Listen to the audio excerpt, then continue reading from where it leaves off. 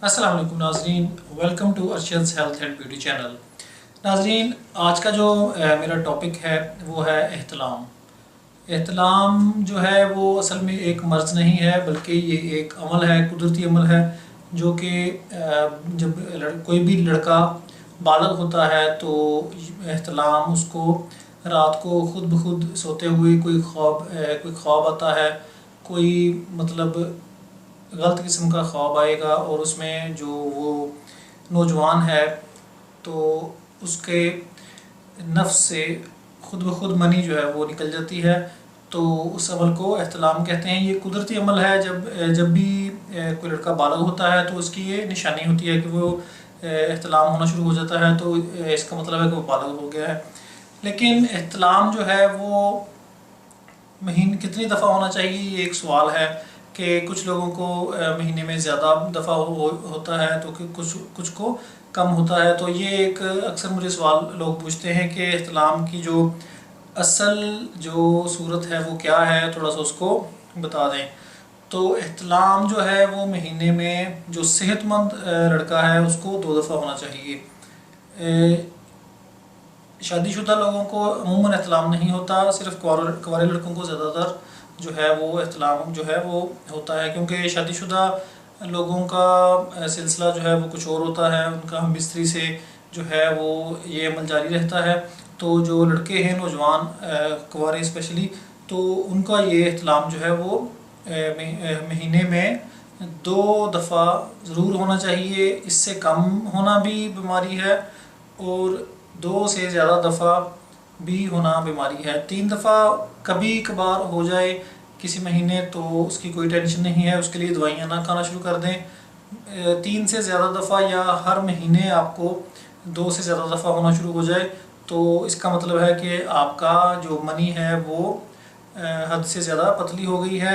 उसको गाढ़ा करना आपको चाहिए कि उसको गाढ़ा करने के लिए कोई ग़िज़ा खाएं या कोई हल्का फुल्का सा कोई नुस्खा लें। तो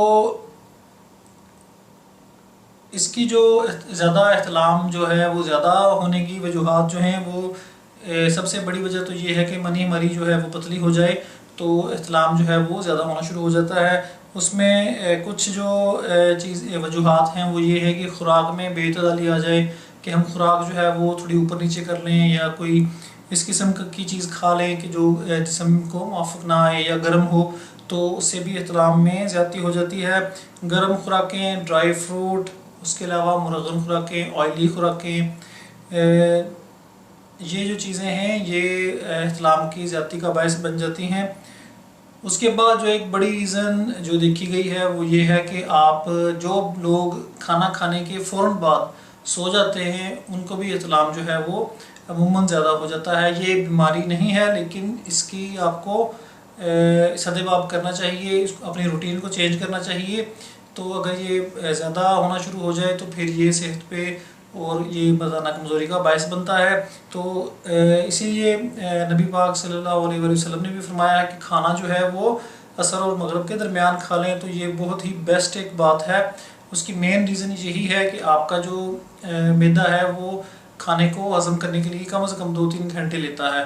तो आप जब अगर मगरिब के टाइम भी खा लें तो आपको सोने तक तकरीबन खाना हज़म करने में 3-4 घंटे आपके मैदे को मिल जाएंगे, तो आपका खाना अच्छे से हज़म भी हो जाता है। तो इसके अलावा इस्लाम के अलावा भी ये बहुत सी बीमारियों से बचने का बायस बनता है, स्पेशली मैदे की बीमारी, जिनमें सबसे बड़ी जो बीमारी है वो अल्सर की, उसकी वजह ही रात का जो खाना खा के जल्दी सो जाना, फ़ौरन सो जाना, ये एक रीज़न है सबसे बड़ी। तो इस्लाम के जो अगर आपको ज़्यादा हो रहा है तो अपने खाने की रूटीन जो है वो चेंज कर दें और मगरिब के टाइम खाना खाएं। और एक और चीज़ है, पराठा जो है, पराठा वो लोग बहुत शौक़ से खाते हैं, लेकिन पराठा नौजवानों के लिए किसी जहर से कम नहीं है। हम लोग इसको ये समझ के खाते हैं कि हम कोई सेहतमंद चीज़ खा रहे हैं या ये हमारी सेहत बन रही है। पराठा किसी सूरत में भी किसी तरीके से भी आपको सेहत फराहम नहीं करता। पराठा जो है वो इस्लाम का एक बहुत बड़ा सबब है। अगर आपने तजुर्बा करना हो तो स्पेशली जब आप रमज़ान मुबारक में लोग सहरी के टाइम अमूमन लोग पराठा खाते हैं सहरी में, और कुछ लोग सहरी के बाद सो जाते हैं, तो रमज़ानुल मुबारक में एहतलाम जो है वो बहुत ज़्यादा बढ़ जाता है। उसकी सबसे बड़ी वजह यही है कि जब हम पराठा खा के सो जाते हैं तो हमें ऑटोमेटिकली एहतलाम होता है। तो दूसरा नंबर पे पराठा जो है वो मैदे के लिए भी बहुत नुकसानदेह चीज़ है, क्योंकि मैदे को बहुत ज़्यादा इसके लिए स्ट्रगल करनी पड़ती है, बहुत ज़्यादा इसको हज़म करने के लिए मतलब ज़ोर लगाना पड़ता है। तो ये हमारे मैदे के लिए बहुत नुकसानदेह चीज़ है। और इससे जिस शख्स को गर्मी की शिकायत हो तो वो भी अगर पराठा खाता है तो वो छोड़ दे इसको, तो इंशाल्लाह उसकी भी 50% मसला हल हो जाएगा। उसके अलावा जिनको थोड़ी, मैं आपको एक बात बताता चलूँ कि कोई भी चीज़ है अगर आपको मामूली मिकदार में हो या बीमारी जैसे एहतलाम है वो थोड़ा सा बढ़ता है या कभी किसी महीने 3 दफ़ा हो गया, 4 दफ़ा हो गया, तो फौरी उसकी दवाइयाँ लेना ना शुरू कर दिया करें, या टेंशन नहीं लेने की ज़रूरत, उसको खुराक को थोड़ा चेंज करें, वो तो इंशाल्लाह आपको वो उसका सारा मसला हल हो जाता है। अगर हम दवाइयों में पड़ जाएं तो फिर हमारे जिस्म को दवाइयों की आदत हो जाती है, तो फिर हम हर चीज़ की दवाई ढूंढते हैं, वो उल्टा हमारे जिस्म को नुकसान पहुंचाती है। तो उसके लिए छोटा सा टोटका है, अगर आपको ज़्यादा एहतलाम हो तो ये करके देख लें, काम करता है। वैसे अगर ना करे तो फिर उसकी कोई और आप दवाई ले लें, लेकिन ये एक टोटका बहुत अच्छा टोटका है। इसमें क्या करेंगे, रात को ठंडे पानी का एक गिलास ले लें, ठंडा बिल्कुल जो पानी होता है, उसमें कच्चे अंडे की सफ़ेदी, सिर्फ जर्दी नहीं डालें, सिर्फ सफ़ेदी डाल के कच्चे अंडे की वो पानी में मिक्स करके वो पी लें, तो उससे भी इहतलाम की जो थोड़ी बहुत शिकायत होती है वो ख़त्म हो जाती है। दूसरी जो, अगर थोड़ा सा इहतलाम की जो आपको शिकायत है वो ज़्यादा हो जाए तो उसमें ये करें कि अमरूद खाएं, ऐसी चीज़ें खाएं जिससे आपकी मनी जो है वो गाढ़ी हो। अमरूद खाएं, केले खाएं। उसके अलावा कब्ज़ ना होने दें, कब्ज़ को, अगर कब्ज़ है आपको शिकायत है तो उसका कोई सद्देबाब करें। वो मेरे दूसरे जो वीडियोस में टोटके बताए हैं कब्ज़ के, वो आप ट्राई करें। उसके बाद अगर फिर भी आपको वो शिकायत इस टोटके से नहीं आपकी ख़त्म हो रही तो पंसार की शॉप से एक गोलियां मिलती हैं बहुत ही अच्छी, अगर आपको ओरिजिनल मिल जाए तो वो बहुत ही ज़बरदस्त गोलियां हैं एहतलाम की शिकायत दूर करने के लिए। उसको कहते हैं बोड़ के दूध वाली गोलियां। वो 2 किस्म की आती हैं, एक मुल्तान की हैं, एक उकाड़ा शहर की हैं। तो जो बेस्ट हैं वो उकाड़ा शहर की हैं। अब मुझे नहीं पता, मैं वैसे आज से 10-15 साल पहले मैंने वो एक दफ़ा यूज़ की थी, तो उनको मैंने चेक किया था, वो बहुत ज़बरदस्त थी। अभी पता नहीं वो आ रही हैं या नहीं, आप पंसार की शॉप से जाके पता करें। उकाड़ा वाली बोड़ के दूध की गोलियाँ वो इतनी सी एक डिब्बी में मिलती हैं, बहुत सस्ती सी है, 20-25 रुपये की आ जाती हैं। तो वो आप रात को 2 चबा के खा लें पानी के साथ, तो उससे भी इस्लाम की जो शिकायत है वो बिल्कुल 100% ख़त्म हो जाती है। उसके बाद सिंगाड़े जो होते हैं, सिंगाड़े काले काले कवर के, जो जिसको हम छील के बीच में से सफ़ेद उसकी जो है वो उसका निकलता है, उसको हम सिंगाड़ा बोलते हैं। वो हमारे पाकिस्तान में और इंडिया में बहुत आम चीज़ है। वो मनी को गाढ़ा करने के लिए और क़ुव्वत बा के लिए बहुत ज़बरदस्त चीज़ है। जब सिंगाड़ों का मौसम हो तो वैसे भी खाएं, और इसके अलावा अगर सिंगाड़ों का मौसम नहीं है और इख्तिलाम की आपको शिकायत है तो पंसारी के पास से वो खुश्क जो सिंगाड़े हैं, ड्राई सिंगाड़े, बहुत हार्ड होते हैं, सख्त हो जाते हैं, वो मिल जाते हैं, उनको ले आएँ घर में। उनको आप जो हमाम दस्ता है उसमें कूट लें अच्छे से, और वो कूट के पाउडर बन जाएगा बिल्कुल उसका पाउडर की शक्ल में सफ़ेद कलर का, वो रख लें। वो रात को 1 चम्मच लें, जायका थोड़ा उसका ख़राब सा होता है लेकिन वो बहुत ज़बरदस्त चीज़ है मनी को गाढ़ा करने के लिए।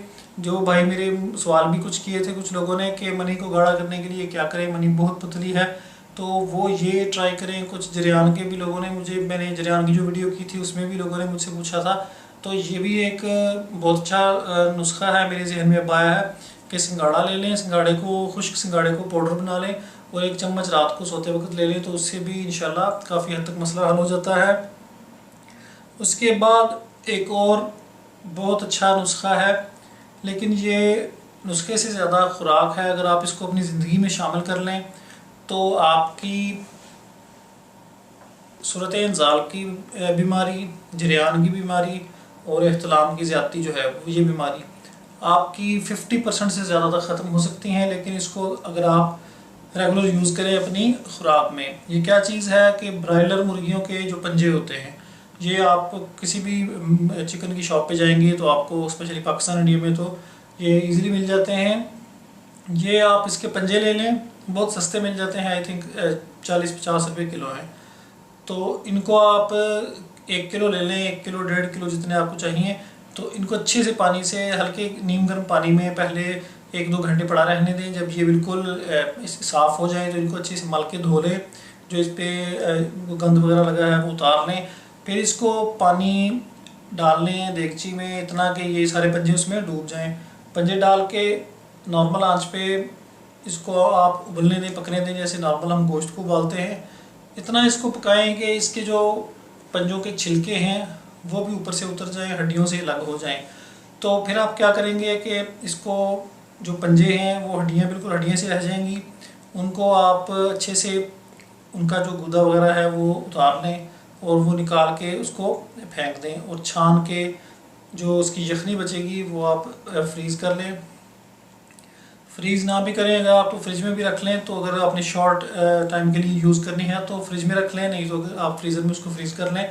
तो उसको क्या करना है कि वो वैसे खानी थोड़ी मुश्किल है, उसका आप 1-2 चम्मच, जो बड़े खाने वाले चम्मच होते हैं जो हम पकाने के लिए यूज़ करते हैं, बड़ा चमचा जो होता है, वो भर के आप उसको यखनी के तौर पे अपनी तमाम जो आप सालन पकाते हैं, स्पेशली जो लोग दूसरे मुल्कों में रहते हैं, काम करते हैं, स्पेशली जो मर्द हजरात ख़ुद कुकिंग करते हैं, तो उनके लिए ये बहुत ज़बरदस्त चीज़ है। वो 2 चमचे भर के बड़े सालन में सालन पकाते वक्त वो आप डाल लें उसमें यखनी के तौर पे।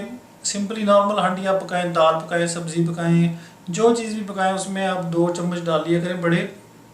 तो वो खाने से आपकी सूरत नज़ाल की बीमारी, और जिन लोगों को कोई बीमारी नहीं भी है, उनकी टाइमिंग आप देखेंगे कि 200% तक वो बढ़ जाएगी, क्योंकि ये बहुत थिक चीज़ होती है। जब इसको आप फ्रिज में रखेंगे तो ये ऐसे जम जाएगी, जैसे जेली की शक्ल में आ जाएगी, बिल्कुल जेली बन जाएगी। तो वो ऐसे ही जैसे अब हम उसको खाते हैं तो वो हमारे अंदर जाके मनी को भी उतना ही गाढ़ा करती है, उतना ही खुश करती है। तो वो आपका टाइमिंग में आपको कोई कैप्सूल, कोई दवाई खाने की ज़रूरत नहीं है। ये आप इसको नॉर्मल सा, बिल्कुल सस्ता सा टोटका है, इसको आप कर लें और फिर आप मुझे बताइएगा कि आपको इसका कितना फ़ायदा हुआ। ये चीज़ें आप करें, इंशाल्लाह आपको इसका फ़ायदा होगा। एक आखिरी बात मैं आपको और कहना चाहता हूँ, मुझे बहुत सारे लोग ईमेल्स मैसेजेस करते हैं, ईमेल्स भेजते हैं कि उनको ये बीमारी है, उनको वो बीमारी है, कोई भी टोटका है। मैं आपको जो भी टोटके बताता हूँ, जो भी नुस्खे बताता हूँ, सबसे पहले उनको आजमाने से पहले, उनको खाने से पहले आपको जो जिस वजह से आपको कोई भी बीमारी है, फॉर एग्जांपल जरियान की बीमारी आपको हैंड प्रैक्टिस से है, मुशद्दनी से जिसको बोलते हैं, तो आपको उसको छोड़ना पड़ेगा। वरना आप ये नुस्खे छोड़ के इससे भी बड़े महंगे करोड़ों के नुस्खे खा लें, आपको कोई फ़ायदा नहीं होगा।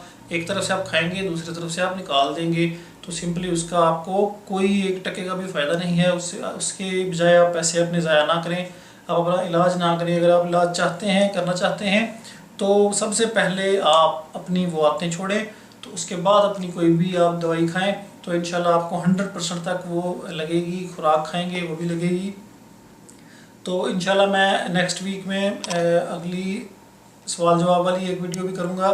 तो जितने भी आपके अगर आप कोई इस्लाम से रिलेटेड आपका कोई सवाल हो तो वो भी मुझे लिख दीजिएगा, मैं इंशाल्लाह उसमें ही कवर करने की कोशिश करूँगा। तो ज़रूर आजमाइएगा। और दूसरी एक और बात बताता चलूँ कि ज़्यादातर मैं छोटे टोटके आपको इसलिए बताता हूँ, मेरे पास बहुत से नुस्खे बहुत बड़े बड़े पड़े हैं जो किताबों में भरी हैं मेरे पास, लेकिन वो ऐसे नुस्खे हैं जो आप घर पे आम बंदा नहीं बना सकता, तो इसलिए वो मैं आपको नहीं बताता। तो इसलिए नुस्खा मैं बहुत पहले आपको बताने से पहले उसकी सिलेक्शन करता हूँ। जो छोटे छोटे आसान नुस्खे होते हैं घर में ही आप कर सकते हैं, खुराक से आप चेंज करके कर लें, तो वो मैं इसलिए आपको ये छोटे नुस्खे बताता हूँ। अगर बड़े बताऊँगा तो वो अपना आपसे बन पाएंगे, ना ही आपको वो चीज़ें मिलेंगी। तो कोशिश यही है कि आप घर से ही अपना इलाज करें, खुराक से ही इलाज करें और चेंज करके 100% आपको इंशाल्लाह फ़ायदा होगा। तो अगली वीडियो तक के लिए मुझे इजाज़त दें, कमेंट्स दीजिएगा, सब्सक्राइब ज़रूर कीजिएगा। बहुत सी वीडियोज़ आगे इंशाल्लाह बहुत मुफीद आ रही हैं, तो मुझे बताइएगा कि आपको वीडियो कैसी लगी। नेक्स्ट वीडियो तक के लिए मुझे इजाज़त दें। अल्लाह हाफिज़।